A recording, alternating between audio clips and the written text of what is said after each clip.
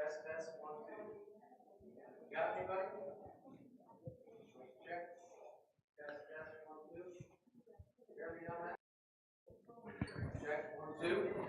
Oh yeah, okay. We're okay now. Good. Hello everybody, hello everyone at home. We're going to begin in just a little bit. I didn't want to get ahead of ourselves. We wanted a chance for you to get a tea and coffee, a beer, or wine, or to buy a book. So John's latest book, which he's going to be talking about tonight, After Life, question mark, Forgive the Lord, for they know not what they do, is available over here, as well as a few limited copies of his previous books. Books are $20 each. If you buy 4 of them together, you'll get them $60. That's what you get for free. And other than that, we'll begin in a few moments. Not going to start just yet, right? Because it's still piling in. Yeah, stand up, get something to eat, mill about, pretend you know each other. And for those of you at home, we just want you to know the live stream is working. Don't panic if you don't hear anything. It's because our friend Matt, who's the digital deacon tonight, is going to mute things so that you don't hear just all the gobbledygook. But we'll be going live as soon as John begins to speak. Thanks. Carry on.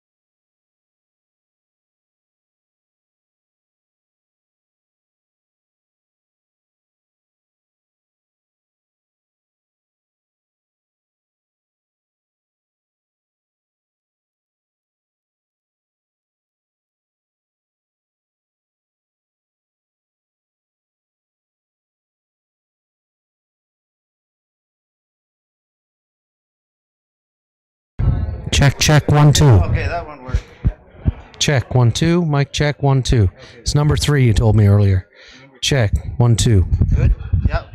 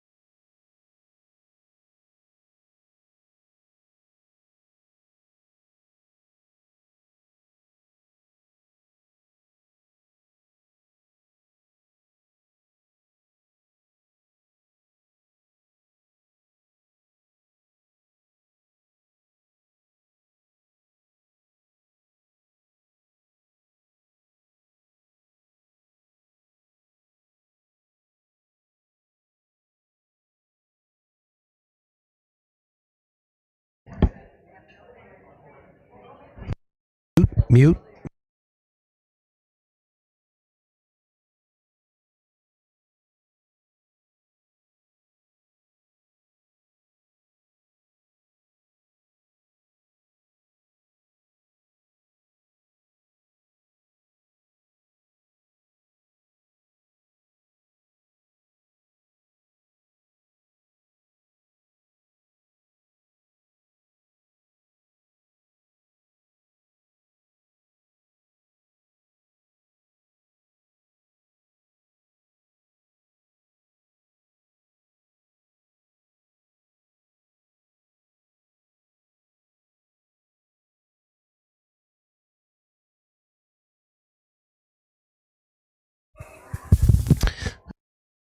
Or Tricia Lister, if you're tuned in.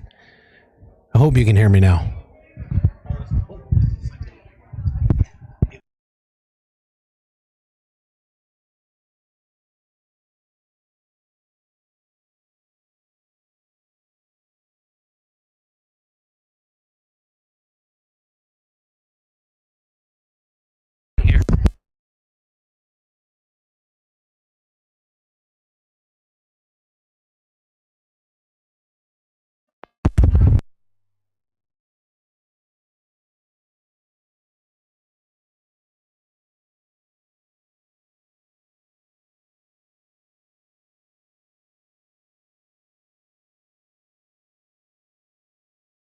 I need to turn this one on.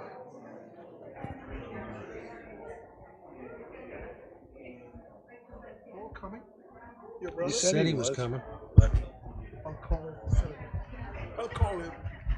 Yeah, give him a call.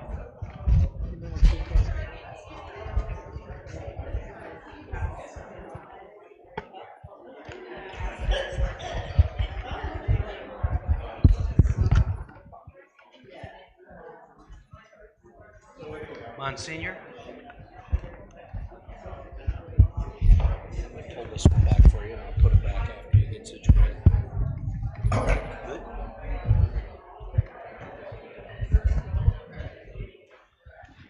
Okay.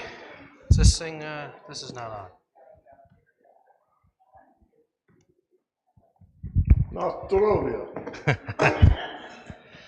Hello, everyone, and welcome. Oh, this thing that I'm wearing has some short in it somewhere.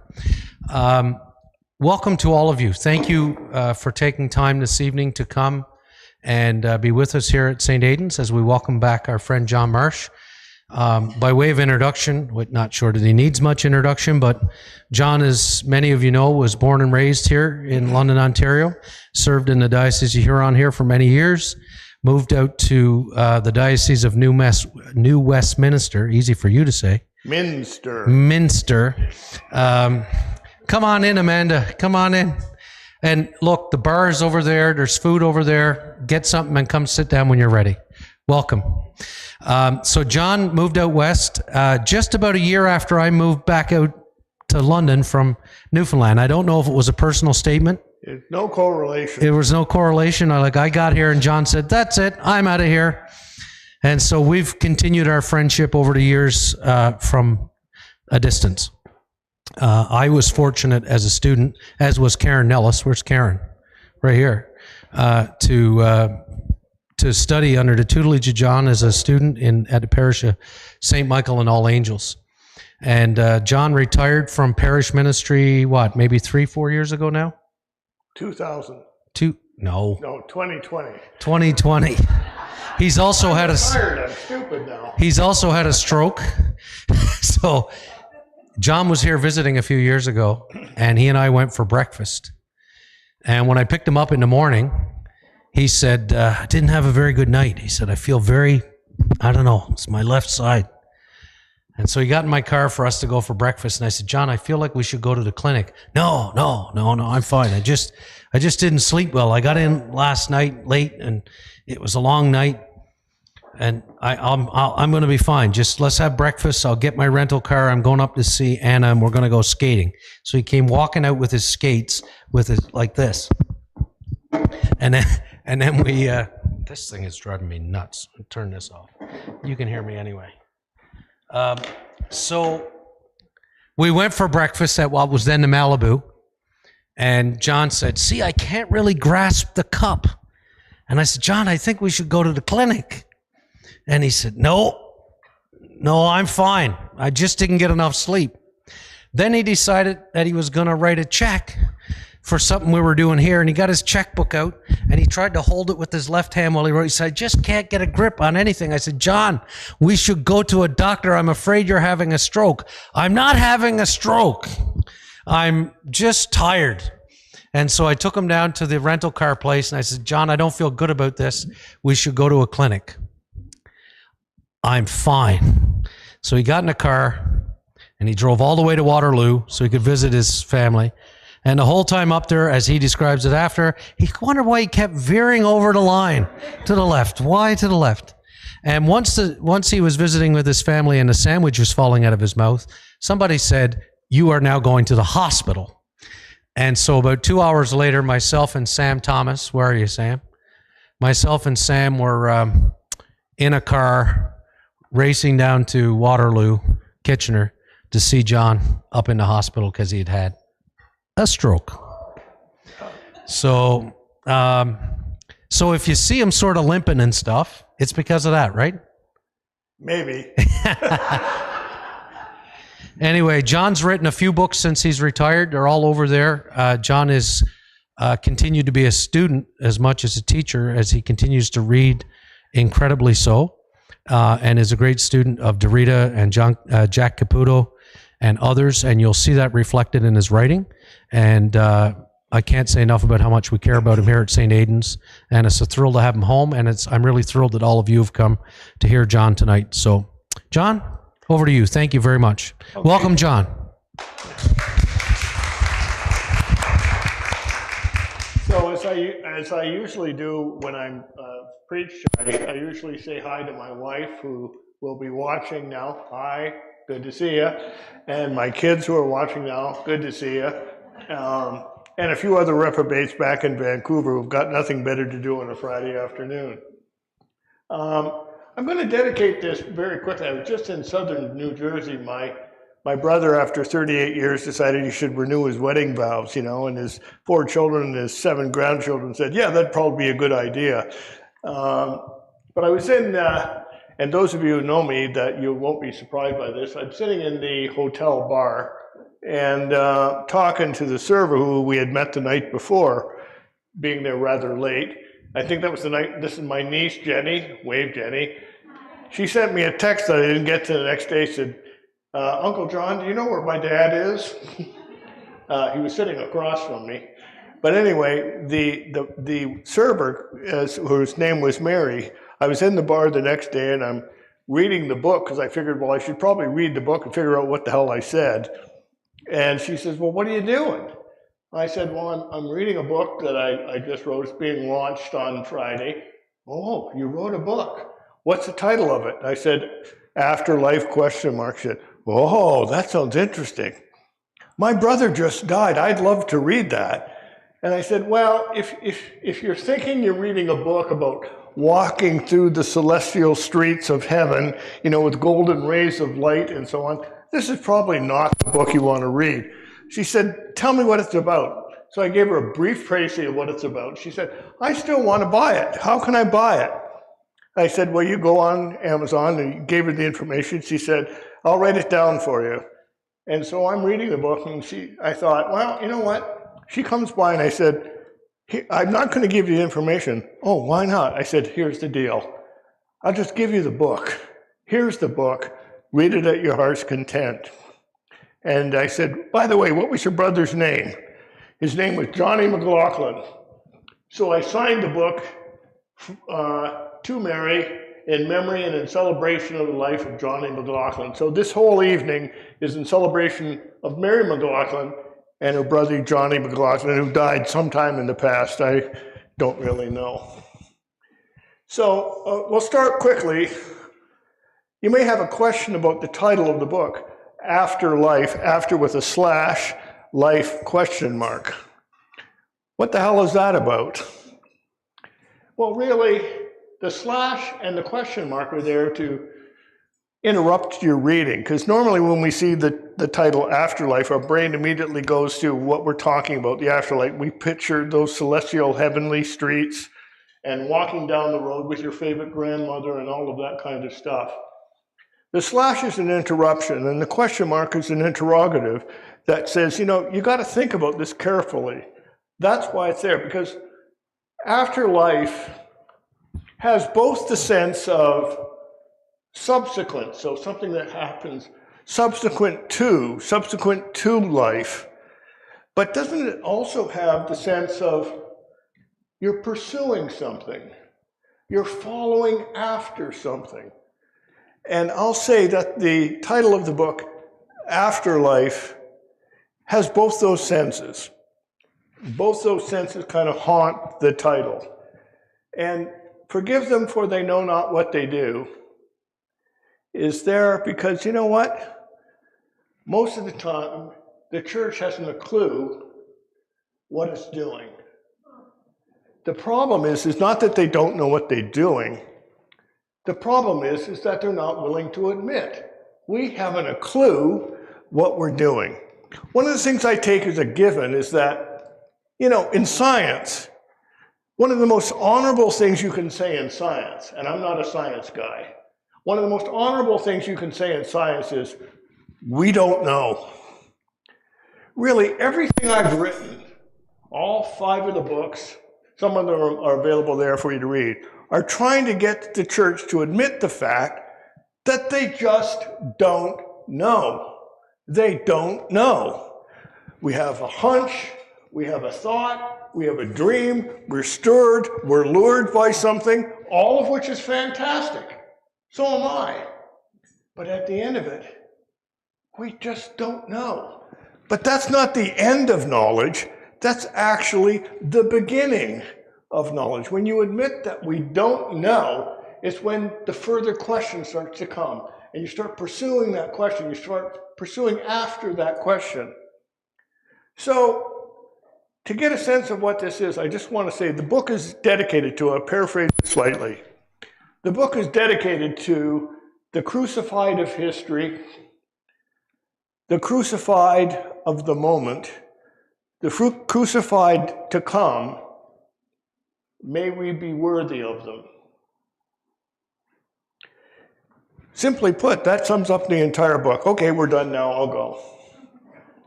But if you want to get a sense of, if you read the stuff I've written, you begin to see there's a definite theme that runs through it all. And if you wanted to kind of sum it up, there's a quote by G.K. Chesterton that kind of sums up what haunts all of my books. And the quote is this: "The Christian ideal has not been tried and found wanting. It has been found difficult and left untried. The world did not tire of the church's ideal, but of its reality. Christianity was unpopular, not because of the humility, but because of the arrogance of Christians." And if GK was here, I'd say, Nostrovia, thumbs up, buddy, well done. Now, I don't want to keep flapping my gums on and on, so if at any point I say anything you have a radical disagreement with, which would be a sign of hope, any question you want to have, anything you want to clarify, just shout it out and we'll pause and we'll go from there. Does that sound okay? So I've taken a number of different snippets from various places in the book, and this next piece is a subsection. I can't, honestly, when you've written a number of books, you can't remember what's in one book, where is it? I don't know. It's somewhere in the book. Open the book, find it. But there's a section called What is Radical Theology? I'm just reading a Radical Theology of the Cross. I'm just reading a brief part of that, so we'll go from there. Radical theology of the cross is not a theology of the death of God, but a theology of a mortal God, living, suffering, vulnerable, and exposed to death. A radical theology of the cross is where we leave God exposed to the difficulty, the vicissitudes of life, refusing to hide in realms of glory as they are too imaginary. Projections of wish fulfillments, the imaginary of an inevitable triumph. In speaking of radical, I do mean to get to the root of things, whatever the roots may be, as unpalatable, as bitter as they may be. By radical, I mean the embrace of the complexity of life where shit happens. By shit, I don't mean to be vulgar while knowingly engaging a vulgarity. Any who know that shit happens knows that often there is a vulgarity about what they are experiencing. As I write, Russia is invading Ukraine, and Ukrainians, dare I say the world, know the vulgarity of this action and the uncertainty as to outcomes. By speaking of a radical theology of the cross, I mean to leave God, what is stirring within the name of God, exposed to this uncertainty, the bitterness of this uncertainty, exposing God to feeling the presence of death, as said Luther. To my mind, this is a theology worthy of the name, in which neither the message nor the promise of the cross is compromised by reductions of the cross to but a strategy. The cross will catch them unaware and prove to be their comeuppance. And economics, the cross satisfying a debt, be it Adam's sin and or personal sin. A docetism, the suffering and the weakness of failure in death, is but an appearance. If it is our desire to retain the foolishness of the cross, I'm going to pause here for a moment. If you want to understand the philosophy under this entire book, in fact, most of what I've written, read 1 Corinthians chapter 1.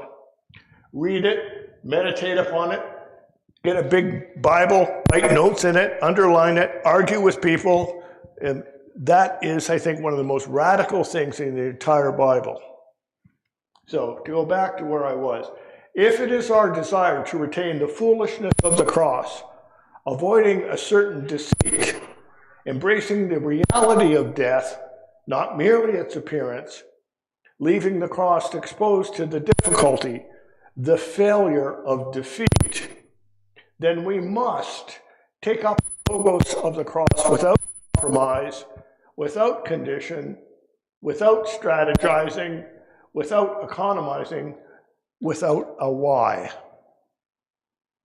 Truth to tell, the cross was not Yeshua's defeat, as the world knows and executes defeat. In a radical theology of the cross, Yeshua, I'll pause again, I tend to refuse to refer to Jesus as Yeshua, sometimes given by his longer name, Yeshua ben Yosef. Jesus and Jesus Christ is comes off the lips too easily. Like if you spit it out, it's a blah, blah, blah, blah. So I use Yeshua as that kind of, hold on, who is he talking about here? I need that break in our consciousness. We then say, maybe I should pay attention here. Truth to tell, the cross was not Yeshua's defeat, as the world knows and executes defeat. In a radical theology of the cross, Yeshua lives his life fully unto death, without, this is critical, without betraying, but displaying his mission in forgiving his executioners.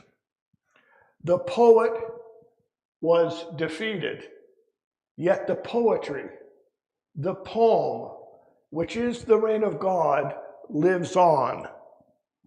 So I hope and pray. If there is victory in the cross, it is the victory of an insistence lived, the insistence of a call for justice, an embodied display over and against the cruelty of the world, over and against power and victory as the world knows of such things. This is the weak call of an insistence exposing the world for what it is. The cross did not, I repeat, did not extinguish the world's cruelty. It exposes it. In the cross, life is lived fully unto death, with all that death means and entails. Any strategies which see the cross as punishment of evildoers, as economies which posit the cross as rewarding the pious and the good in eternity, are revealed to be mortal sins against our life, against life itself. To be a theologian of the cross, all who risk following Yeshua are so called. To be a theologian of the cross is to open to the foolishness of the cross, that in failure and defeat, God's reign rises up from ruin in a glory unseen and unacknowledged by the world. Vitor Westphal has it right. A theologian of the cross should constantly transgress the limits of accepted epistemes until a moment when conventional meaning breaks apart to new meanings. In other language, if the cross is not to be compromised, glory, genuine glory, is not of Hollywood, not heroic in the manner heroes are most usually construed, not glamorous, but difficult, not avoiding a certain messiness, a profound discomfort, the discomfort of hiddenness, weakness, perhaps futility. In the folly of the cross, any God revealed, trusting in the depths of early Jewish religious expression, has already slipped away, passed us by, leaving but a fading trace. And here I want to just do this off the top. You know that wonderful story in Exodus? I can give you the coordinates if you want. Where Moses is going, I want to see you face to face. I want to see you face to face. And God says, I'm going to stick you in this cleft of the rock here. And as I pass by, I'll let you see my hind quarters. Moses looks and sees God's ass. But what's that actually mean? What he's seeing has already passed by. The only thing we ever notice of God is the trace of God already leaving. God's left. We see the trace. It's like when you see the trace of a duck on a pond. The duck may have taken off, but all you see is that trace. That's all we see of God. That's all we ever see of God. That's all we can ever hope to see of God. And anything else, any things we say about that, listen, we filled pages upon pages upon pages of that. But unless we admit that all we're seeing is a trace, I'll just be aware that you're probably reading bullshit. We see a trace. Now, that's not specifically in the book, but so I'll pause a moment just to have a sip. Anybody wants to object, tell me I'm a heretic, go ahead. I've been called worse. Oh, Paul Marsh. This is my brother. Hey, Paul, how are you? So we're a smidgen late, but we want them to get started without any fear from the family.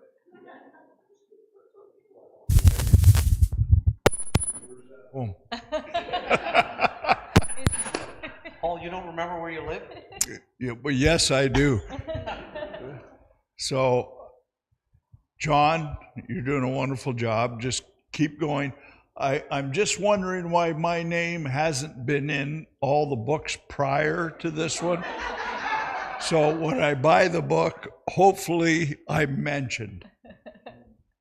So, translate that, Kevin, I can't hear. I'm an old guy, I can't hear. Paul wants to know why he's not in the book, in the previous books, and he hopes that if he buys this one, he's in the book. Well, he's in the book insofar as I've written the book, and we are indeed. Listen, anybody who reads my brothers and I, there's zero doubt that we're brothers. So I'll put it this way, Paul. I'm thinking about another one. So I'll make sure I put you in that. So The name's Paul Calvin Mark. got it. I know how you spell the name. I've been there. So one of the things, if you get the book and if you read it, I spent a bit of time reflecting and thinking about the work of is people here aware of James Cone? James Cone is a Black American liberation theologian who wrote books like The God of the Oppressed, The Cross and the Lynching Tree, A Black Theology of Liberation. One of my favorites is The Spirituals and the Blues. I love The Spirituals and the Blues. I spent a great deal of time thinking about his work, in part because I remember in 1967, when downtown Detroit was on fire. I was in Windsor at the time. I remember seeing the smoke rising. And James Cone talked about at that time that he said all the white liberal theologians were, poo-pooing the fact that violence had erupted. And they're all saying it was so terrible that violence had erupted. And he said, and not one of them thought to ask, why are they so angry? As soon as I heard that, James Cone had stolen my heart. And the other person I reflect upon is a contemporary of his named Dolores Williams, and she wrote one of the great books in womanist theology. Don't worry about that too much, but it's called if you want to get a book, here, get any of the stuff that's written, and Sisters. The book's called Sisters in the Wilderness, The Challenge of Womanist God Talk. I spent a lot of time reflecting on them and so on. But this next piece I wanted to read is that, to try to balance it a teeny bit, that I'm deeply moved by the Black experience is probably not surprising because of the age I grew up in. I remember the Civil Rights Movement, the whole, all of that. So it kind of bred into me to be sensitive to that and aware of it. But I wanted to include something that was, on the one hand, a little more Canadian, and on the second, to reflect the complexities, or at least hint at the complexities are now. So this is a piece called Bloodlands. And Bloodlands comes from, I would encourage you to get this book too, Timothy Snyder, great historian, but it's called, he wrote a book about 11 years ago called Bloodlands, Europe Between Hitler and Stalin. It's a great book to read if you're a history buff. But I want to just read this piece because it mentions our situation. Historically speaking, the Bloodlands refers to that area from central Poland to western Russia, through the Ukraine, Belarus, and the Baltic states, where between 1933 and 45, over 14 million people were murdered by the political regimes of the Nazis and Stalinist Russia. Auschwitz is perhaps the most known symbol of this time, perhaps the very embodiment of evil, yet the over 4 million Ukrainians intentionally starved to death in the 30s by Stalin cry out also. Those killed were almost always non-combatants, comprised mostly of women, children, and old people, with those deemed other, gay folk, the disabled, the lame, dissidents of varying stripes. They were also eliminated. I mention the Bloodlands because as I write, the Russian invasion of Ukraine is ongoing. This also a political expression of a violent political and military gamesmanship, a crime unfolding before us daily, another chapter of a story told of the Bloodlands. Truth to tell, anything but the most cursory of readings of our collective history reveals stories of Bloodlands, with the world itself bearing the scars of violent domination, as it was seen for so long by too many as but a resource, a commodity to be used at will, as needed. I mention the Bloodlands as it is also an apt metaphor of something that, as a Canadian, one of the Americas, I need to be honest about. I would argue that the Bloodlands is an apt descriptor of the history of Indigenous peoples in the Americas since first contact.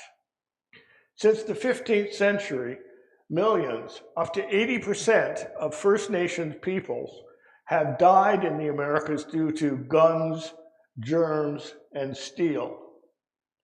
Beyond that, due to the racialized politics and benevolent policies of our governments, seeing themselves as superior, perhaps the beneficiaries of a certain manifest destiny, a God-given superiority, First Nation peoples were subjected to forced migrations and dislocations, herded into reserves but a mere fraction of traditional territories, lured by promises almost never kept.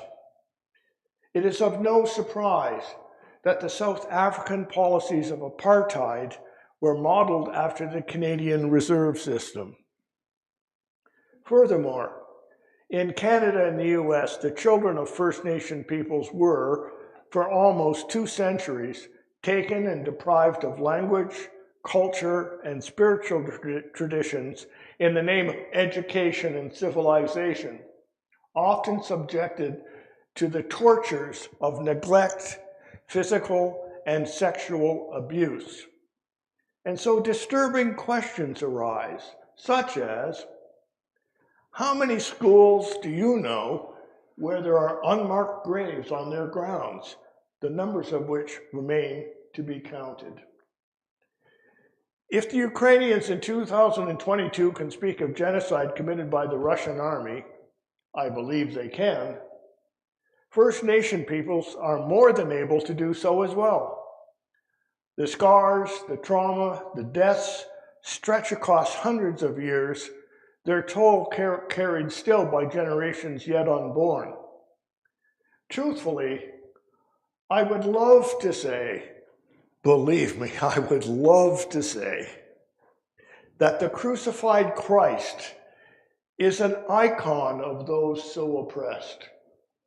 And yet I cannot, as the church was complicit in these horrors, this education carried out in the name of Christ, this education, more an eradication of culture, languages, as well as the dismissal, the very destruction of respect and dignity.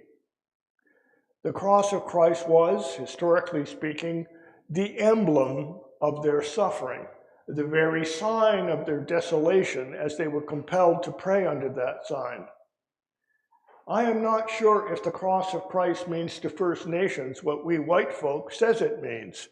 This historically similar to the Jews seeing the cross as a sign of domination, this sign marking their otherness and often their death. This is why I await an unfolding of a First Nation liberationist theology. Let me pause. I say I await it because I haven't found it yet. I haven't been able to encounter it yet. If any of you know, if any of you have a title, a book, a person that speaks in this vein, I beg you, please let me know. I need to read it. I need to, but I haven't found it yet. So to go back, this is why I await an unfolding of a First Nation liberationist theology which struggles with the difficult glory of the cross and the problematic of the Christian message and domination as it was expressed in history. I pray that we as Christians open ourselves to the inherent difficulty of the cross, the pain of its historicity, the tragic plight of our First Nations brothers and sisters whom we have abused in the name of Christ to our shame. As I write this, and it was literally as I wrote it, as I write this, the Pope has unreservedly apologized for the actions of members of the Roman Catholic Church. While I am not displeased by this, neither am I deeply moved. Unfortunately, the Roman Church, not unlike any other institutional ecclesial body, inclusive of the Anglican Church of Canada, I am part, often forgets that words are not truly real until they're made real. We must do something beyond words. To make reconciliation real, to participate in a liberation of First Nation peoples, we must deeply own and repent of a toxicity at the heart of our churches. The poison of arrogance, hierarchy, of superiority, masking as service at best, but condescension. Now, I need to go back and just, if you read, I keep saying if, I actually don't think anybody's going to read it. I'm surprised I actually wrote it.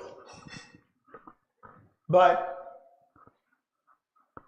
when I just said a moment ago, the Anglican Church of which I am a part, All right, just continue. okay? How you heard that? Well, how did you hear it? Well, go ahead, Nancy. Take a walk on the wild side. You got the text there. Say it. Okay. So as people who have just heard it, it's actually a homophone, right? Depending on how you hear it, it can be apart, as in distance, separation, or a part, in the sense of as in belonging. How it's written in the text is apart, distance, which I didn't pick up when I wrote it. And when I read it later, I went, oh my God, I'm not sure what I wrote. You see, in the moment, I was probably feeling pretty distant from the church, but I still think I'm a part of it. I still think I belong while feeling radically distant from it. So there's subtleties in this text that even I sometimes am surprised by. When you read it, there's subtleties there. You will occasionally come across spelling mistakes. I'll say some of which are purposeful. The point of all of that is to say, just because something has been written, we like to think it's the final word. It's the definitive word. I'm sorry, we don't ever get close to a final word. We're never close to a definitive word. It's the best guess that we have, including everything I've written is the best guess. It is filled with mistakes, and it's the best thing that one can put forward. So there's little subtleties there to just trip you up every now and then. And perhaps you may be thinking, yes, I'm still 6 years old, and I may be. So we'll just pause a moment. Kevin, get that picture up there. We'll pause. I know. Does anybody have it? Go ahead. Now, try to stand. If you can speak clearly or yell at me or something, because I'm really hard of hearing. So. And what's he say?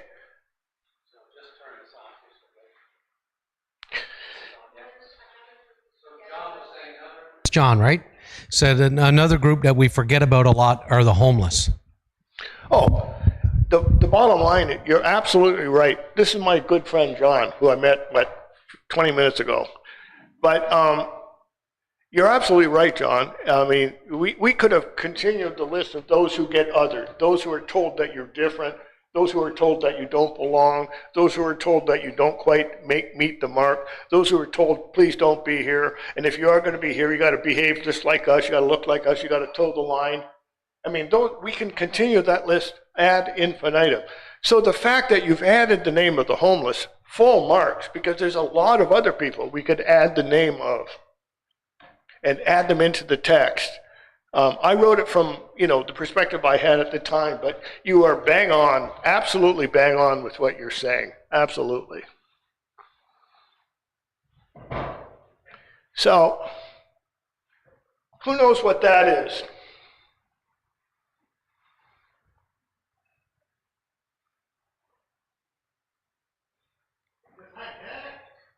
Give the man a cigar.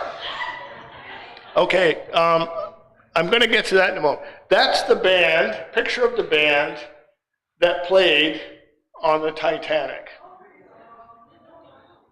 Now, the reason that's up there is that one of the things you notice about the stuff I write is that interspersed throughout it, there's little bits and pieces or sometimes extended chunks of homilies.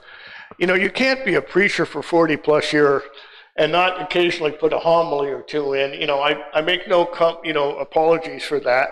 And I look at it this way. If you can't stand the text I've written, the homily is making similar points in a different voice.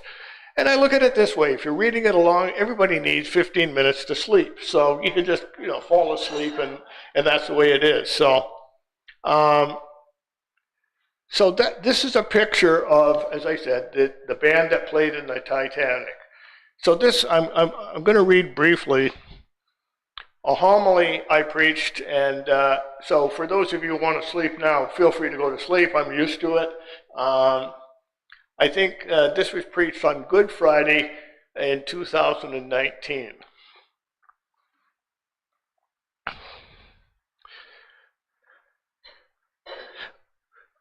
In the book, one of the things you're going to notice about my homilies that they used to make fun of me, is that the parish I was in were for the last 20 years. I mean, the homilies were printed out and they were available for people to take home. And they always used to make fun of me. He said, John, you're the only guy I know who has footnotes in his homily. So you'll notice there's footnotes there. Read them to your heart's content. So this is Good Friday 2019. For those of you needing alcohol, it's over there. Now would be a good time. There you go. This is the introduction. There are many ways of considering and expressing the meaning of the cross. Ultimately, it is a mystery, by which I mean an event beyond definition, haunting us for good or ill. Depending on one's personality, culture, and worldview, some expressions of the cross will speak more than others. Each hermeneutic expression is different. Many are of value. Some are irredeemable. This homily is but one voice, a part of a theopoetic process luring a multiplicity of responses. A story is offered in hope of preparing our way. In the early morning of April 15th, 1912, the unsinkable sank. On that morning, the Titanic hit an iceberg and within hours became legendary. As the ship began to take on water, the ship's orchestra set up their instruments and began to play. They continued playing as the ship sank. As courageous as this may have been, it would not be wrong to ask, what was the point? Wouldn't it have been more practical for the musicians to help women and children into lifeboats? Perhaps they were hoping that their diligence to duty would result in a pay raise or greater job security. If so, their actions were pointless. Could it be that they sensed a thin place in which God opened their eyes and extended their vision?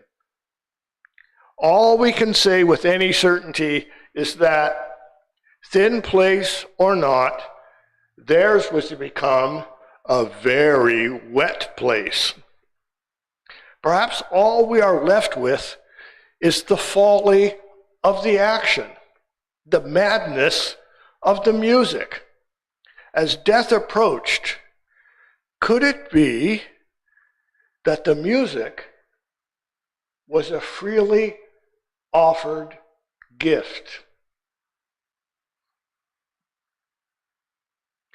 Some things we know. Jesus was a wisdom teacher of renown. He was a compassionate healer. He was an itinerant rabbi who rubbed shoulders with the poor and the powerful, inviting them to live differently within the sacred mess called life. Perhaps foolishly, Jesus invited all to open to visions of a new heaven and new earth, daring them to embrace new ears, new minds, and new eyes. He embodied and pointed to an alternative way of life, lived responsibly within the presence of that which we name as God. Perhaps not surprisingly, he ultimately failed. To be more correct, he was defeated. He was betrayed, abandoned, arrested, charged with sedition, sentenced to death by crucifixion, and duly executed. The powers won. They usually do. This day presents us with the stark reality of the violence of loss, suffering, and defeat. Jesus loses. Jesus is killed. That which we name as God loses, and possibilities of new beginnings are stillborn. This day is a stark existential truth, a mystery we may not like, a mystery we may wish to repress, deny, or sublimate, but regardless, Jesus loses and is killed. And if we're honest, even for a moment, we know the truth of this. After all, we've lived it. We know the defeat of the loss of health, the loss of home, the loss of hope, the loss of employment, the loss of innocence. We know the wound of violence in all its forms, the wound of abuse, the wound of segregation, of reservations and humiliations. We know the crucifixions of cancers, addictions, dementia, hunger, disrespect, indignities, and despair. And while we may never face execution, sooner or later, we will all face the stark reality of death. This day is a stark existential truth, a mystery we may not like, a mystery we may wish to repress, deny, or sublimate, but ultimately, it is a mystery we all know. A note to readers: remember to breathe. On Good Friday, God was defeated. Yet, if it is not too strong or too hopeful a statement, perhaps, just perhaps, all is not lost. In the defeat of Jesus, human agency was necessary. Humans chose to betray him, to abandon him, to hate him, to refuse the offer of renewed life. Humans refused to hear or see the promise of a transformed life, preferring instead the known paths of dominance and violence, succumbing to the safety of subservience, bowing down to the flattening experience of normal, with normal hiding a variety of sins. So perhaps, just perhaps, we can open to a call of the holy, a song of the sacred. We were not compelled, and we are not. God did not, this is in bold, so I'll repeat it. God did not desire or require Jesus' death. Humans did. So, if choices were made which condemned Jesus and ignored the spirit of that which we name as God, perhaps other choices can be made as well. For Spirit blows where she will. She dances where she dances, sings where she sings, and calls who she calls. This call calls and haunts. Energy, or something like it, is released and hopefully worked with. And so, risking a response to a haunting call, a word is spoken, a hand is offered, a brow is wiped, a cry for help is answered, an invitation is received, a refugee is sponsored, a companion appears, a program is created, treatment is found, a killing is met with justice, a story is told, laughter unfolds and tears flow down. Recognition comes, truth is spoken to power, a job is found, a wound is bound, a girl is taught, corruption is named, sacred silence is practiced, a soul is transformed, the innocent are freed, stomachs are fed, creation is honored, a song is sung, a war is ended, a generous understanding of beauty is celebrated, a well is dug, a community is housed, a heart is healed, a memory redeemed, a whale is saved, the dead are mourned, their memory honored, art is created, a life is changed, a meal is shared, reconciliation is dared, a life is saved, eternity is gained. Some things we know. Jesus was a wisdom teacher of renown. He was a compassionate healer. He was an itinerant rabbi who rubbed shoulders with the poor and the powerful, inviting them to live differently within the sacred mess called life.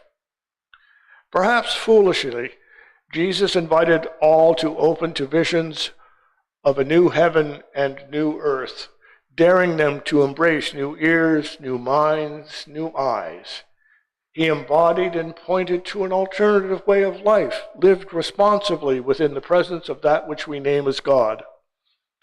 And ultimately, with a madness stretching credulity, we may hear traces of a call and respond, perhaps acknowledging that the cross does not pay off a debt, but puts us in debt. making us responsible for the promise of the kingdom of God coming true. I say perhaps because historically and systemically, we've sucked at such living.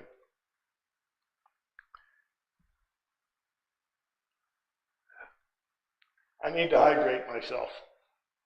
Or as my wife would say, dehydrate myself. See, dear, I'm acknowledging you. Yes, John. Translate.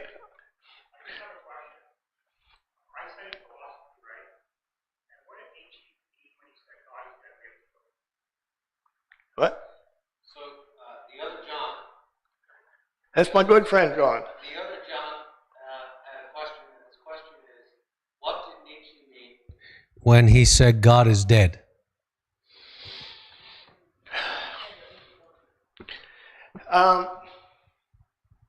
I'm trying to figure out how far the rabbit hole I go down. You remember in the 60s, there was a book produced called God is Dead. A big Time magazine coverage, and the writers of the book got, front page covering. And the God of Dead movement was really popular for like 2 weeks. I don't mean God is dead in that kind of sense. I will say that there are understandings of God that we hold, perhaps some of us here hold them, or at least we're educated to believe them and hold them. I would say that there are understandings of God that are best left for dead, because I think they are dead. I don't think they ever had life.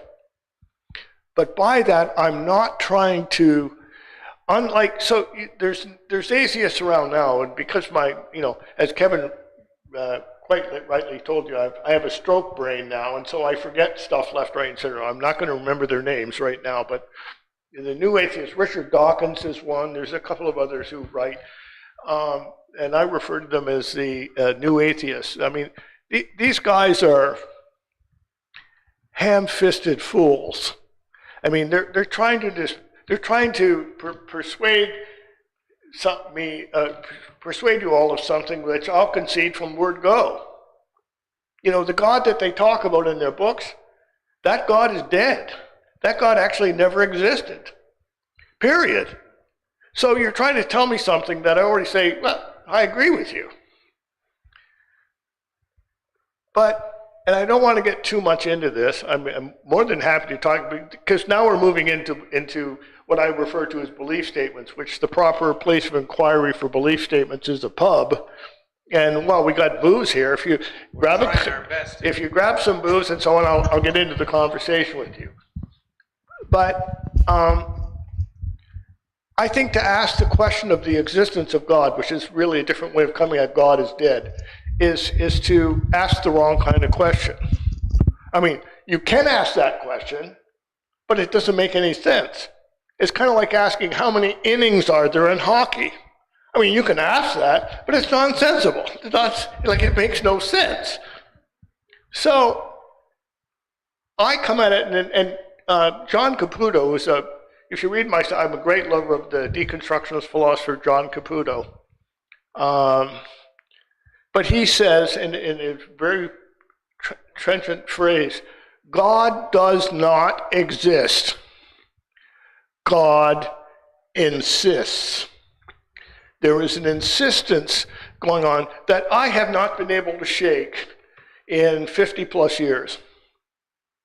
Which is, to put it in other language, I take the name of God, or perhaps more correctly, what is going on in and within and under the name of God, I take that stuff very seriously.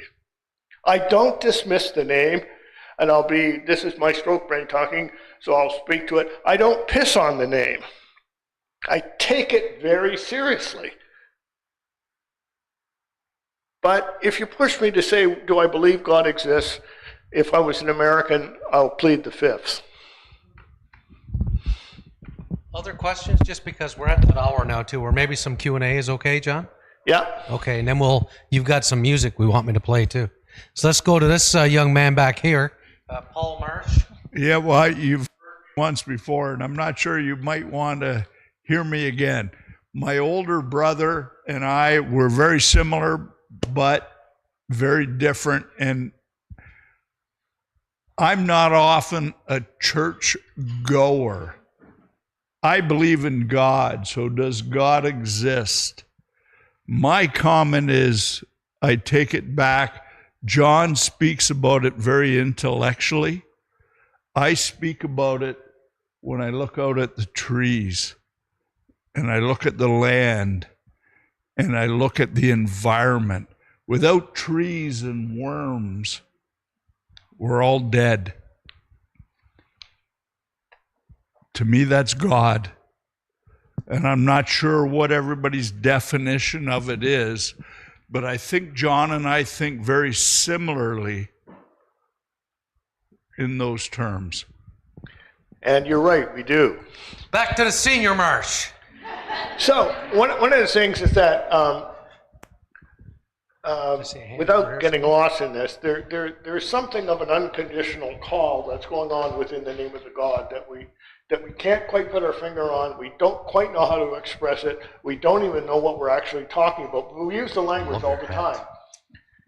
But whatever is going on in the name of God cannot be contained by the name of God. It exceeds, there is an excess of what's going on in the name of God that is far beyond that. So we have all sorts of other names we use. And so we talk about love. We talk about justice. We talk about hospitality. And we talk about freedom. I mean, we can continue that list. I'm fine with any of those names, because not one of those names can contain whatever is going on, but it all points us to something that we can't quite put our finger on, but we can't, or at least I can't. I've never been able, I can't put my finger on it, but I can't forget it. I can't reject it. I can't walk away from it. I can't disavow myself of it. It's just there all the time. So, over here. This is for the people at home. Oh, okay. So nice and loud so they can hear you. I'll do what I can. So you said that God did not desire Jesus' death, that he didn't want it, he didn't need it, that it was humans who did. But when Jesus was on the mountain praying, he said, let this cup pass. I would rather not do this unless it's your will. And obviously things went down the way they went down. So how would you reconcile those two ideas? So I'm going to ask Kevin to translate that, and I apologize for that, but I'm recognizing how hard of hearing I've become. Correct me if I'm getting it wrong, but as I understand it, the question here is about your statement that God didn't desire the death of Jesus, people did.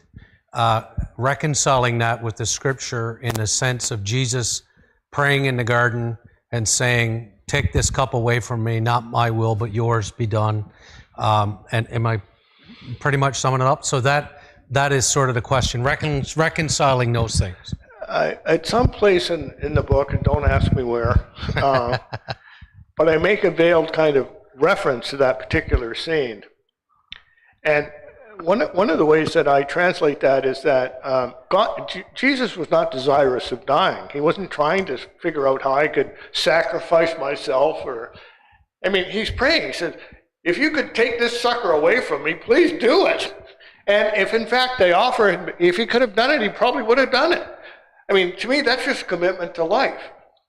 Now, we're also getting at how we read the scriptures over. And so I read them in a way, and I recognize that there are people who read, including members of my family, to be quite frank, who read them differently. They read them far more literally, and while I can't say as I agree with their readings of the scripture, I work really hard, sometimes I fail, at trying to respect how they read the scriptures. And some will take the scriptures far more literally than I do. I read them in a kind of theopoetic sense, by which I mean the scriptures are kind of like a finger pointing at something. And so to read the scriptures literally is like paying attention to the finger. No. What's the finger pointing at? Take the risk of looking over there.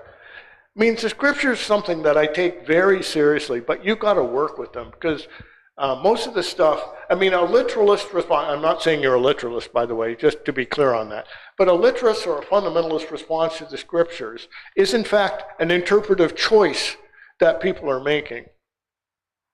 So as I read that passage, and I'm glad you raised that, I think, as near as I can tell, Yeshua at the time was a God-fearing Jew. And so that he put that sentence, if that is in fact what he said, he's coming at it out of his faith context. And I take that very seriously. But I don't think God was requiring of this of him. I think the persons who were responsible for the crucifixion were more often to be found in Rome, not in whatever heaven means. So, Thank you. Other questions? yeah. Chip? That then brings up the whole atonement theory. I mean, we raise our children in Sunday school to hear that Yeah. Jesus died for our sins. Yeah. So what do we do with that then? How do we I reconcile think, that? as you go through the book, you'll see a lot of critical analysis of atonement theories, substitutionary atonement theory, penal atonement theories. I'll put it to you this way. St Anselm, who we have to point the finger at for coming that God died for our sins, in that particular slant on things, and it was in a book called Crudeus Homo. Let's be frank, that was not his finest hour. Anselm was a great theologian, he really was. But that book, that book should have been better kept in a closet, buried under a bunch of old socks. There's critiques that can be made of each and all of them. And I have a friend of mine who, Sean, hopefully he's watching. Hey, Sean, how are you, bud? Sean pointed this out to me. Sean comes from a more evangelical tradition, and he's been a member of the parish I was a part of for years, and he doesn't take anything I say surprisingly. He says, John, I got to be honest with you, I drank the Kool-Aid a long time ago, so. But he said, you know, for those who understand that the cross has freed them of their personal sin, he said, you know, that text means a lot to people who find themselves in prison or on death row. That's a very powerful text for them, that they can be freed up from this burden. And I said, well, I understand that. I accept that. I will say, though, that particular expression of atonement is seriously problematic, in my opinion. And in the book, we go through a number of that. There's the most ancient way of talking about the meaning of the cross is the Christus Victor, that in the cross, Christ has decimated the powers and principalities and the cosmic things. And, you know, to quote James Cone, if that's true, James Cone said, well, if that's true, how come they haven't told any white people about this? It's all fine as long as you take it in a kind of theopoetic sense. If it's taken as kind of literally true, it's really problematic because our history says otherwise. Just cognizant of time, so if there's a couple more questions, and then I know John's got a piece of music we want to play. I got one more thing I want to read, and then it'll lead into the music. So. Okay. Other questions, or? Okay. Let's go over to Karen. I don't know that this is working. Yeah. Okay. Oh, okay. Hello, John. At the beginning of this discussion that we're having, you had said that the church doesn't have a clue, doesn't know what's going on. Yeah. Right. Okay. So my question is, how or what does the church, of which I'm going to say I am a part, what does the church what must the church do? And I'm not going to ask to have eternal life, but what must the church do to know what is going on, to have a clue, to be who God is calling us to be? What, in 10 words or less? If you want to read that, yes. Take notes here. I'm giving you a prescription. I think the first thing the church needs to know is to say it doesn't know, and it's got to engage in constant, continuous conversations with people within and outside the church. It's got to let go of some of its assumptions about its own preciousness about the church and listen to other people who may be doing the work, but would never use the word, say, God or faith or anything else. I don't care, when I say I don't care what you call it, but if we're doing this similar work, we're brothers, we're sisters involved in the task. Now, I think the church has something to bring to it. It brings, I think, a sense of there is a lure and a call and a power, by which I don't mean dominating power, but a power that resides within the name of God. I take that very, very seriously, and it has something to bring to the conversation, because when you strip all that crap away, when you strip God away, you end up stripping justice away, you end up stripping freedom away, you end up stripping beauty away, you end up stripping, like the church got many things wrong, but let's be frank, the church got a lot right. Let's be frank. If it was not for the church, I wouldn't be here. I wouldn't be talking about Jesus, because we would have forgotten him, because there'd be 13 guys in the world engaged in a dusty archive in the basement of some museum somewhere, going through arcane stuff on Aramaic wisdom teachers. Otherwise, we wouldn't have remembered them at all. They did something right, but they've done a lot wrong, and they've got to own that. All right, carry on. Okay, so I'm just going to read. Running out of time. Okay. I'll omit every fifth word. This is just at the very end of the book. It's an epilogue called I'm. So, capital I, think iconoclast. Capital M, think minimalist. So every time you hear I'm through that, think iconoclast, think minimalist. That's it. When you see it visually in the book, it should be obvious. As for identity, I have always been one somewhat amused, or is it perplexed, by the church, the faithful. Beyond such I have sought, prayed for, be careful what you pray for. Been swallowed by a cloud of anonymity, one hidden even from myself.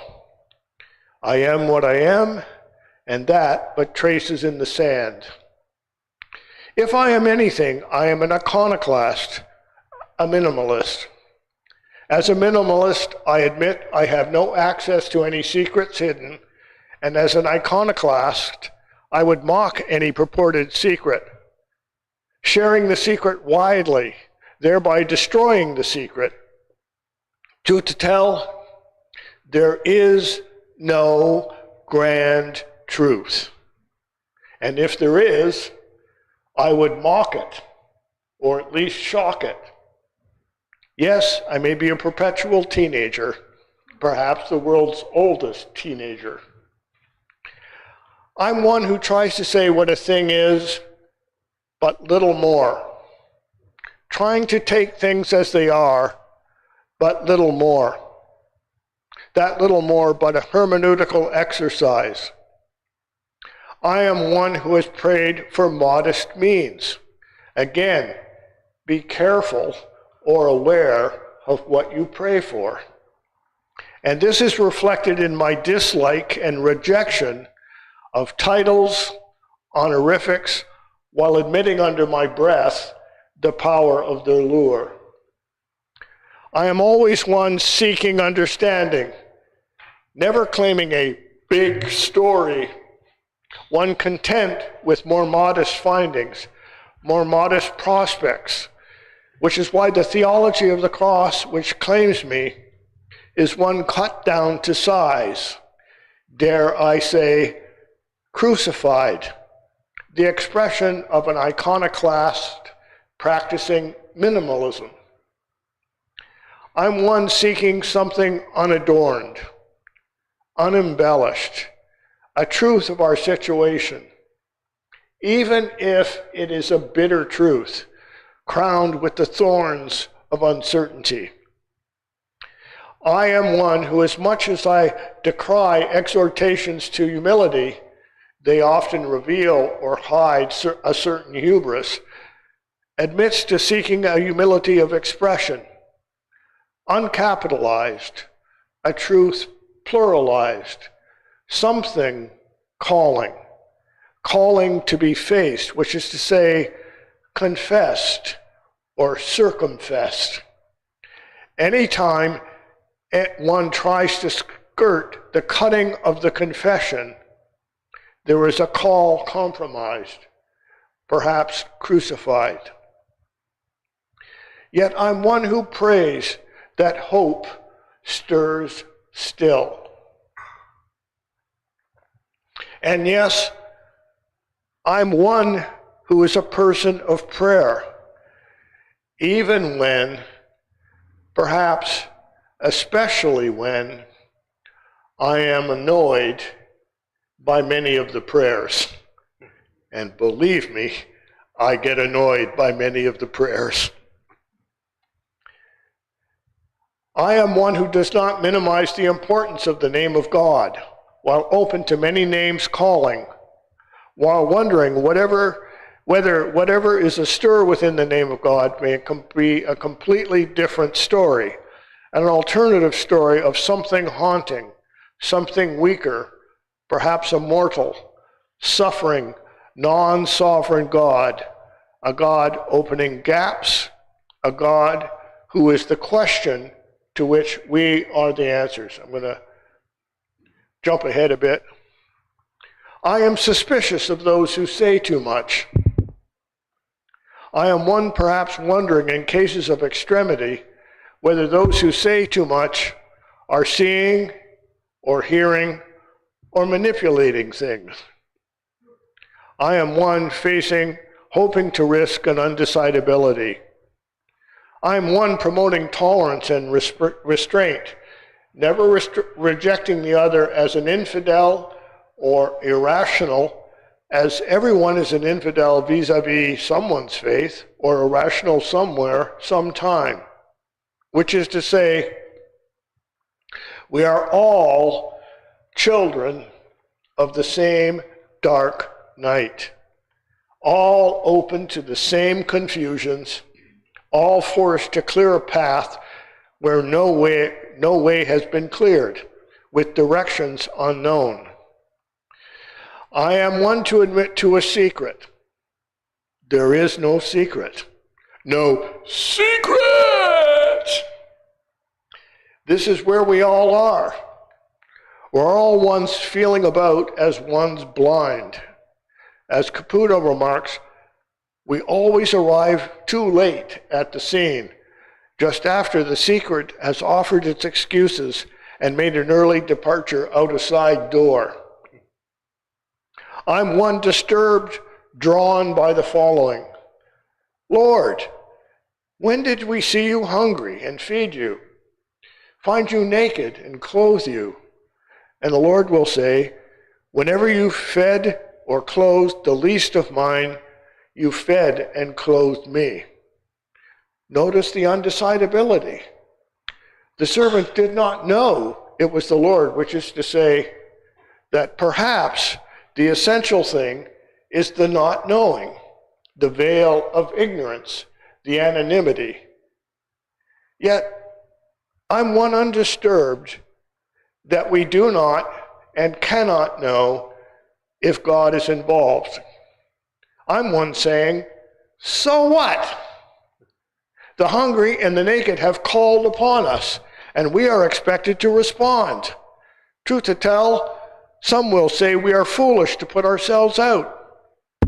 Yet, I am one so foolish? One who hopes and prays for such foolishness. One not unnerved by the anonymity, our lack of knowing whether God is involved or what the outcomes will be. One not unnerved by letting the secret be secret. This is a good minimalism, a healthy, humble undecidability calling us to take the risk of a decision. I'm wondering about Yeshua. Is he a beggar or a Messiah? There is no clarity. You must risk the decision. Beggar or Messiah, a question looms. Who cares who the neighbor is if the neighbor needs care? And so, in the end, I'm one posing a question. What if knowing the beggar was actually the Messiah actually ruins everything? And this is a last piece of music, and then I'm shutting up. I've loved this song since I was a very young teenager, 14 or 15. It's a song by Jethro Tull called Wind Up. Hit it. Like an old 386 computer. Okay, I'll sit here. I'll play this music when we're done. I'm wandering about. Yeah, well, I'm going to get you to shove back a bit. We're going to put that table in front of you. So if you want a book signed, you can come and see John and have your book signed. Just be clear, if I sign the book, the value goes down by 27%. But he will sign it. And if you haven't yet purchased the book, Selena's over here. Cash, debit, MasterCard, etc. Okay? Let me connect the Bluetooth. Bluetooth connected. Thank you. How do you like that? How do you like them apples?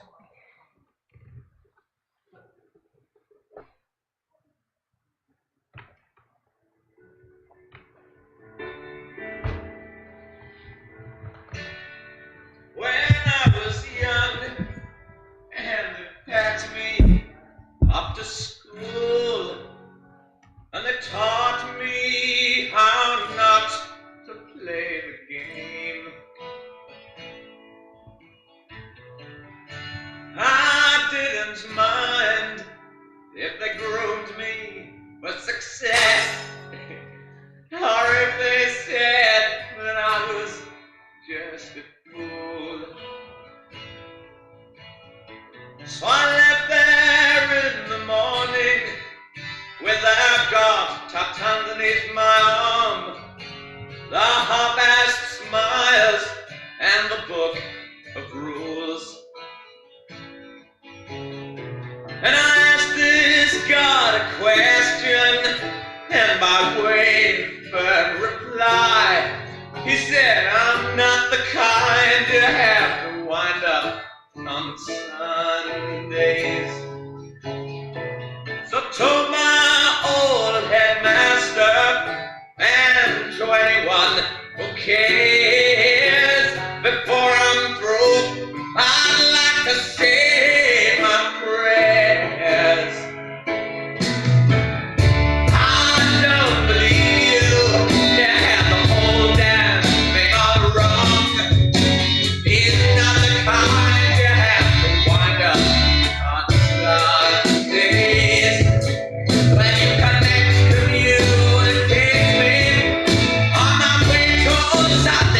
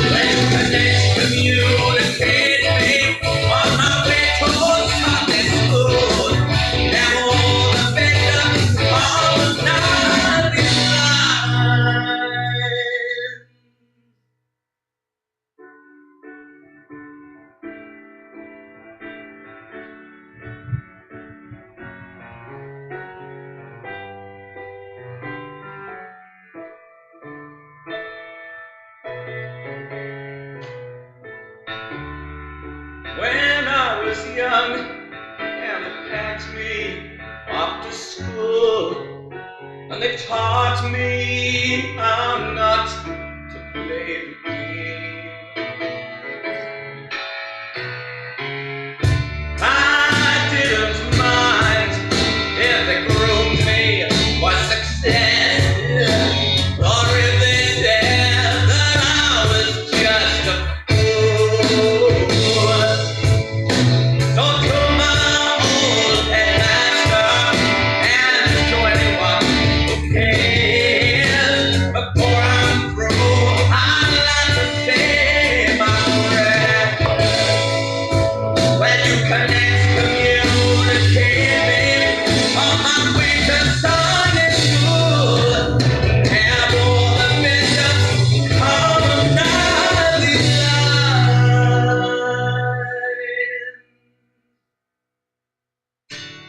I don't believe you. You had the whole damn thing all wrong. He's not the kind you have to wind up on Sunday. I just want to say this because it put me in mind of my mother, who, if she said this to me once, she said it to me a number of times. You know, John, you could be a bishop if you just keep your damn mouth shut. Fair enough. I wouldn't have liked him as much, though, if he'd become a bishop. So let me just say, and then, like I said, I'm just going to push him back a touch so I can put a table in front of him. But let me offer on your behalf our thanks to John for your wisdom this evening, for the words you've written, for the work you've done in the church and outside of it, as you've lived your baptism, I would say, more faithfully than people talk about orders. And John said something about honorifics earlier. There's a lot of bullshit about all that stuff. But living your call to seek and serve what we call Christ in others, to strive for peace and unity among all people, to respect the dignity of every human being, to strive to safeguard the integrity of creation, to respect, renew, and sustain the face of the earth. This is something that John has done well all his life, and in the nearly 30 years that I've known him, for sure. And he has been a large part of shaping my own ministry. So I'm grateful to you, John, for your friendship, for your ministry, for your care, and for your time here. So thank you. Let you offer your thanks. I just want to say thank you to all of you, and for Kevin and Selena and everybody, sorry, I forgot everybody who's involved in putting these things on. I deeply appreciate your work. I consider, I am a member of this parish, by the way, even though I live in Vancouver. So let's all keep up the good work together. And it's not just about this place. It's about working with any and all. So there's still booze, drink, there's still food, eat, drink, be merry. And thank you for the evening. This is the first time I've had anything like this done for me, so I'm very, very much appreciative. Thank you very much. Many thanks to Kara and Dan, and Sandra, and Selena, and Matt Martin, who's been our digital team tonight, and Caleb, to all of you for your help. Please stay, eat up the food, drink, and buy some books, and get an autograph, and say hello to John. Carry on. Can I take this off now? Oh, I'm sorry. Wait, anyway. No, you were good. Not to worry. What's in my pocket? You did excellent, buddy. Okay. Oh. What I'm gonna do is just take this. Get this out here. Yep. Just give me a minute. I'm so wired up.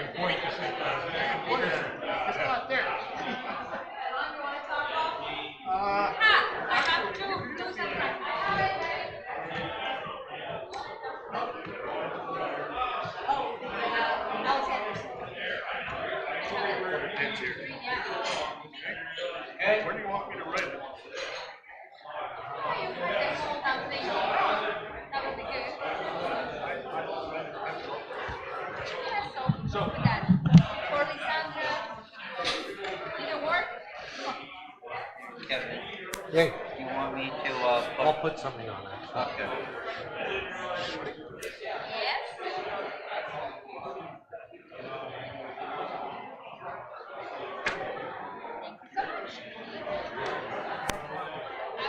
It also makes good kindling.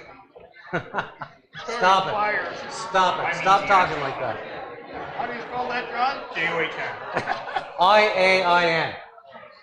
Oh, it's really, John. I'm Czech, so really my Czech name is Jan, but John's good. There you go. J-A-N.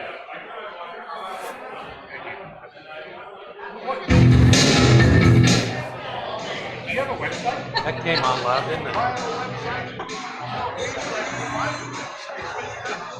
Okay. What sort of education do you have?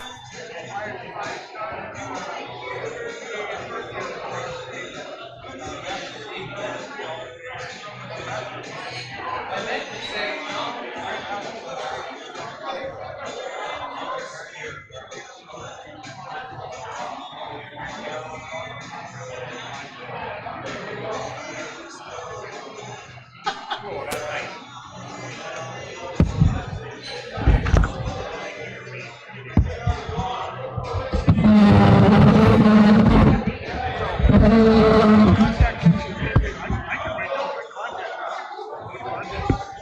There you go, John. That's half, and there's the other half.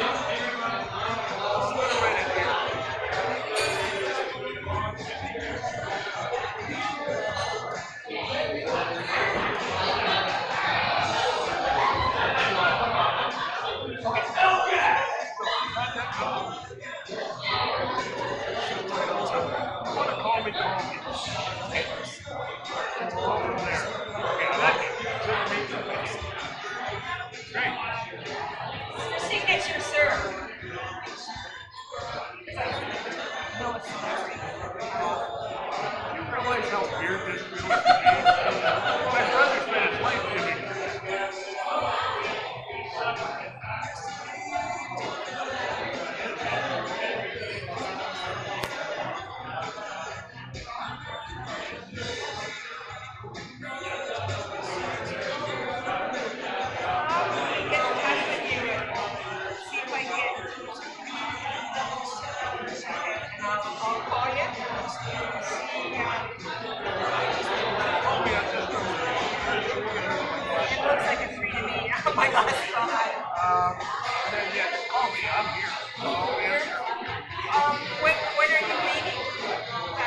I'm here all weekend. Okay. And then I'm back in Barcelona.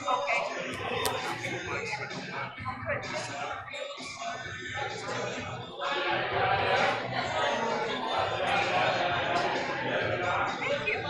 Thanks, John. I will. You okay? Got that closer?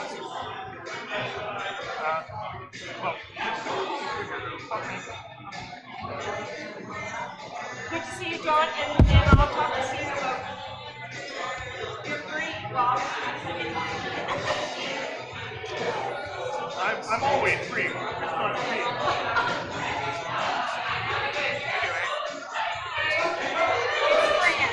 Fran? Fran, yes. F-A-F-R-A-A-N. Any easier than that.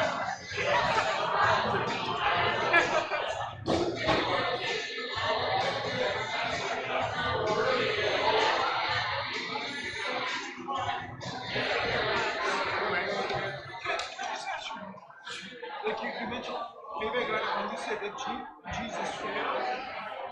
Or I think, again, so there's nuances there. yes, so I mean, from perspective of the world and civilization, That is excellent. Everything yes, does. so Again, we're getting into, yes, I don't want to bore you. no. But obviously something. Because afterwards, these ragtag bunch of goofballs wandering around, something got stuck in their brain. So they felt compelled to continue to talk and continue to try to do what they were doing. Like what would you say since he rose from the dead, that he success. Again, it depends on how you want to define success. I mean, yes, how the world defines success. Is it succeed? No, no. Yes, but we're still talking about it. Yeah. Yeah, we're still talking about it. Complaining is fine in the church. It's still going on. Let's be frank, 2,000 years from now, no one will remember me. Well, that knows what can. No, who knows, but it's not. But that, listen, to me the question isn't if he's sincere or sincere. That's it. Was he faithful? He went, when he went to the cross, praise the Lord! He did not betray his life. He was true to himself, yes, right to the very end. If I can be that faithful, I'd be happy. I'm not sure I could. Yes, thank you. That was very good. Thank you. I appreciate it. Good to see you. Okay, tell me your name. It's time to change it. Trudy with a Y?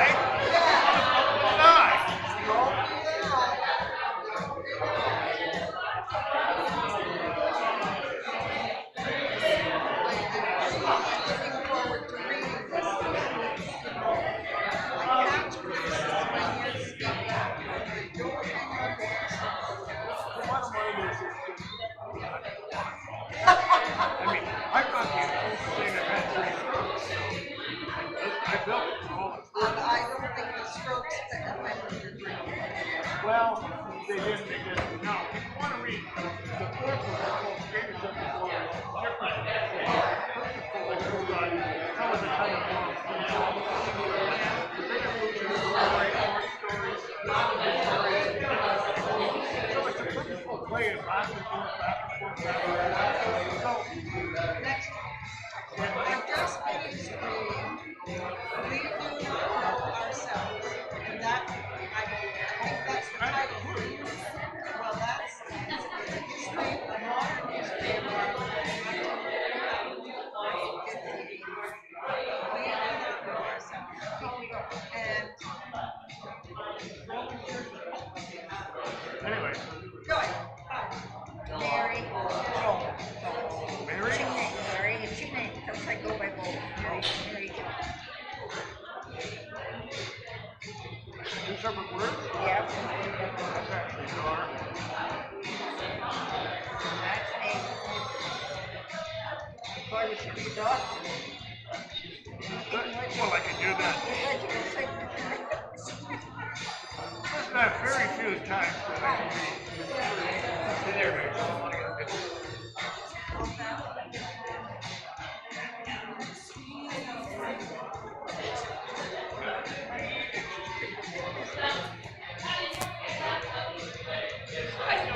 How are you?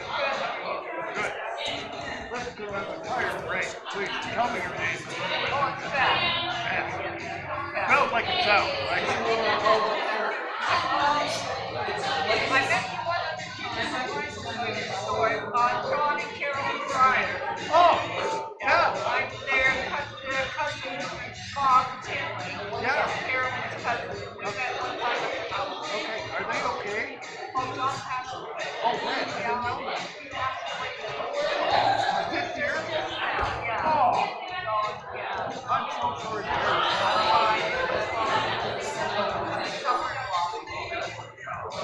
Pass on to Carolyn. My best wishes. Okay. And I will.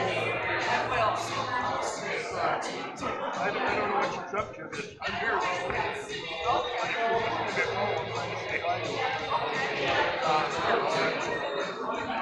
You can pass it on to her.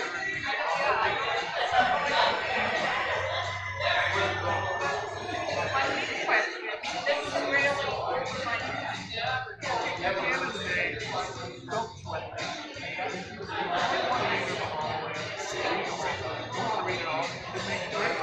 Start a fire with it really well. Start a fire.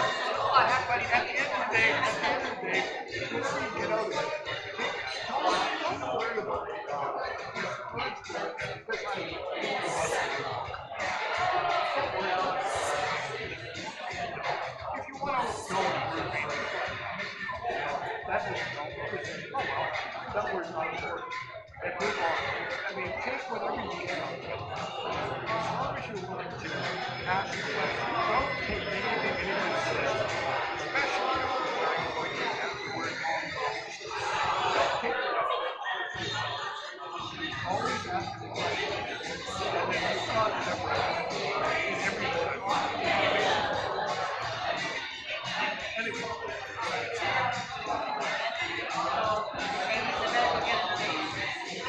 Anyway, it's happening.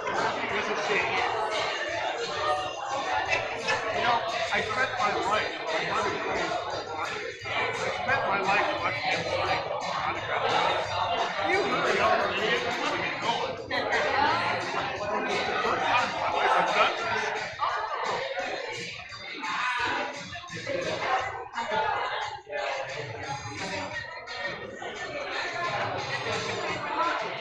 Huh?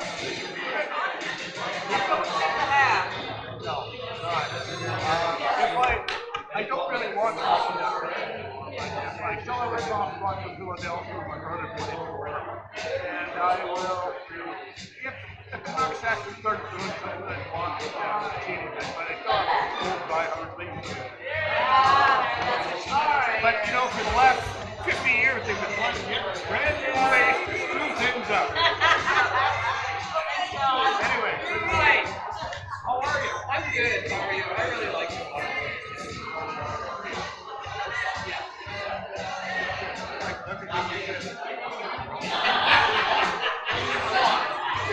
I'm still trying to figure stuff out too.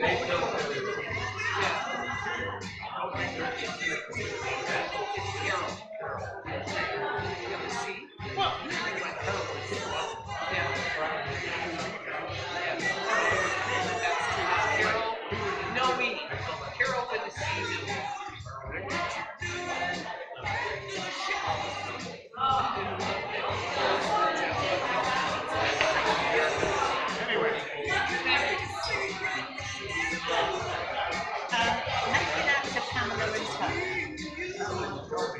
not perfect.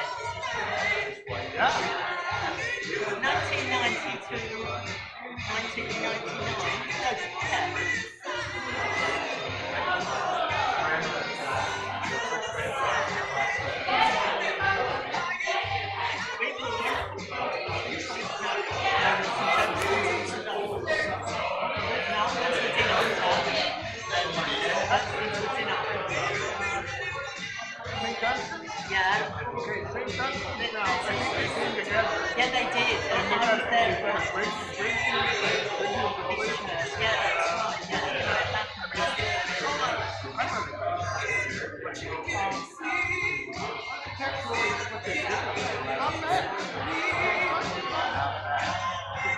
They still have the old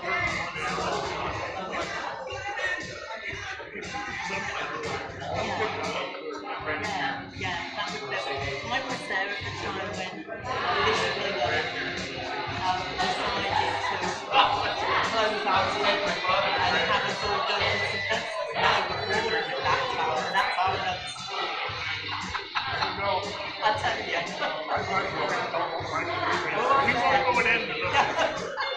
Anyway, that was lovely. These folks have come in from the beautiful town of St. Thomas. All the way. All the way? Yeah. Did you bring your passports? Not today. So who am I making it out? James.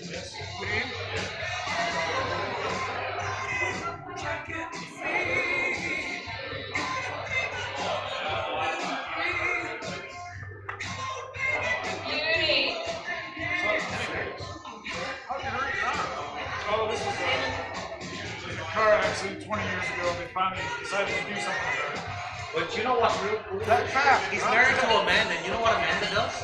What? She looks at him, she goes, "Stop it!" And she whacks him on the shoulder as if it's nothing. It's just a cover. It's like the There you go.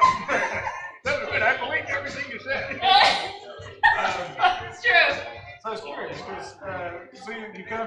listed some problems in the church, right? Yeah.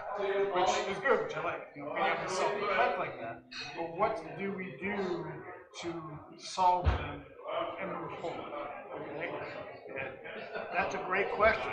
Think about it. I mean, I'd be happy to sit and chat with you about it once I get off this high perch. Yeah. My nose is going to start bleeding from the heights. Oh, no. If you ever want to I'm here about twice a year. If you ever want to connect, I'm happy to go to the pub or the coffee shop, wherever you like to go. We'll sit and we'll talk about all this stuff. But the secret is there's no 10 easy steps, to secure a future. The bottom line is anybody who says there's those 10 or 5 easy steps, whatever they are, they're bottom line, when it comes to paying attention to what's around, pay attention to what your local areas are. Begin where you are and what's going on. How can we respond? How can I get engaged? What are they asking of me? What can I ask of them? How does their presence, their concerns, their issues change how I think? And so, that's just very simple how you get it. I want to get into some of the descriptions. It's kind of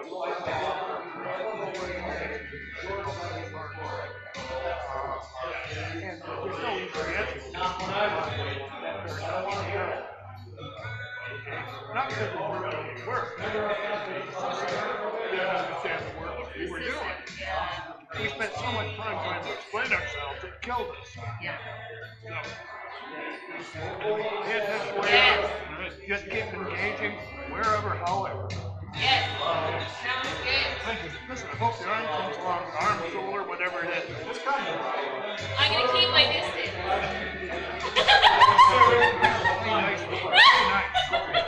Don't beat him up. At least hit the other arm. Hit the other arm. I know. That's what I was thinking. I know.